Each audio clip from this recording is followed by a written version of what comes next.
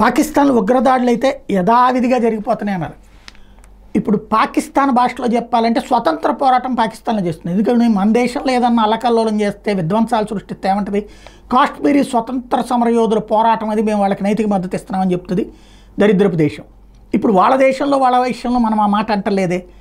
వాళ్ళ దేశంలో ప్రజల ప్రాణాలు తీస్తూ ఆయుధాలతో యుద్ధం చేసే ప్రతి ఒక్కదాన్ని మనం ఏమంటున్నాం, తీవ్రవాద చర్య అంటున్నాం.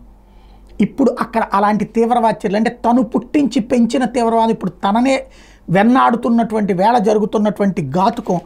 పాకిస్తాన్లో ఉగ్రదాడులు 50 మంది చనిపోయారు. ఖైబర్ పఖ్తూన్వా ప్రావిన్స్ కుర్రం జిల్లాలో ప్రయాణికులతో వెళ్తున్నటువంటి వాహనాల మీద ఉగ్రవాదులు దాడికి పాల్పడ్డారు. తాలిబాన్ల ప్రభావం ఉన్న ఆఫ్ఘనిస్తాన్ సరిహద్దులో జరిగిన ఈ మెరుపు దాడిలో 50 మంది చనిపోయారు, మరో 20 మంది గాయపడ్డారు. వీళ్ళలో చాలామంది షియా ముస్లిం వర్గీయులు ఉన్నారు. మృతుల్లో 8 మంది మహిళలు, 5 చిన్నారులు ఉన్నారు. ప్రయాణికులు పరాచినార్ నుంచి పెషావర్ వెళ్తుంటే మార్గ మధ్యలో ఉగ్రవాదులు అటకాయించి కాల్పులకు దిగబడ్డారు.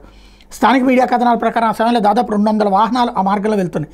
ఈ ప్రాంతంలో మెజార్టీ వర్గీయులైన సున్నీ ముస్లింలు, మైనార్టీలైన షియాల మధ్య గత కొన్ని నెలలుగా జరిగిన మతపరమైన ఘర్షణలో డజన్ల కొద్దీ జనం మృత్యువాతపడ్డారు. ఈ ఘర్షణల కారణంగా గత కొన్ని వారాలుగా మూసి ఉంచిన హైవేను వారం రోజుల కిందట తెరిచినట్టు అధికారులు చెప్పారు.